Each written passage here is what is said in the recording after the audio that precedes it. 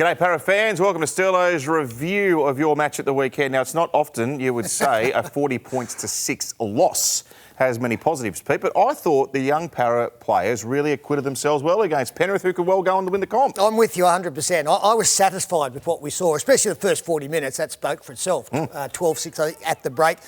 Two of those first three tries coming from scrum moves that Penrith put on, which we should have learnt from the first one. And really it was only in the last 20 minutes where the scoreline got away and Penrith got into their rhythm. But I agree. I thought some of the young players coming up there have had either little or no NRL experience. Really will be better for that experience.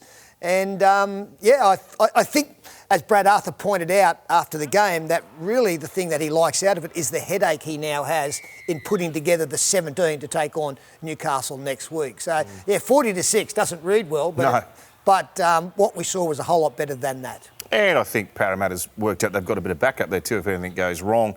Of course, they're in an elimination final coming up in week 1. Does Ray Stone force his way into a place in the 17? Pete, I know you're captain of his fan club. He was terrific. Well, that's going to be very interesting because we have players coming back. You know, Regan Campbell-Killard comes back, Ryan Madison as well. So we're in a healthy position there.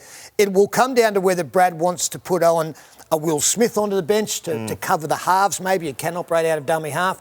Ray Stone, who comes in as a hard-hitting back row, but also has played dummy half as well. I think Bryce Cartwright is the other. Played really well. I think he might have gone the full 80, and he's got some good ability with the football. He's running the ball hard before thinking pass, which is what we all wanted to see. So in answer to your question, Ray Stone is in the mix. I'm not sure whether the coach will go that way, but I wouldn't be at all disappointed to see Ray Stone in the 17 because I know he'll do a job and he'll have players looking for him. And we don't expect to see Blake Ferguson feeding any more scrums this week? And I'm hoping we won't be goal kicking as well. I know he nailed the only one that he had, but let's just put Fergo back on the wing. Reviewing. No, exactly. Yeah, he had open slather last week, but now we pull the reins in on Fergo and we get him back out on his wing doing what he does best. All right, it's finals time and Sterlo will have a look at the clash with Newcastle later in the week.